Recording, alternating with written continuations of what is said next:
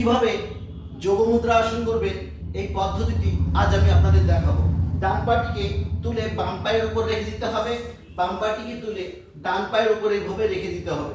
হাত দুটো হাঁটুর উপর রেখে পদ্মাসনে রেখে বেশ কিছুক্ষণ থেকে আবার হাতটিকে পিছন দিকে একটি হাত মুঠ করে আরেকটি হাতের রিস্টের মধ্যে এইভাবে ধরে নিতে হবে।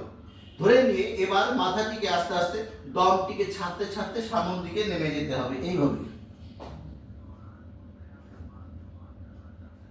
এই আসনটি রেগুলার বেসিসে করলে ঘাড়ে এবং পেটে যদি চর্বি থাকে সেগুলো কমিয়ে আনতে পারবেন এবং ঘাড়ের পেশি, পেটের পেশি এবং পিঠের পেশিগুলো শক্তি সবল হয়। যাদের হাঁপানি রোগ আছে তারা যদি রেগুলার বেসিসে এই আসনটি করতে পারেন তাহলে হাঁপানি রোগ সেরে যাবে।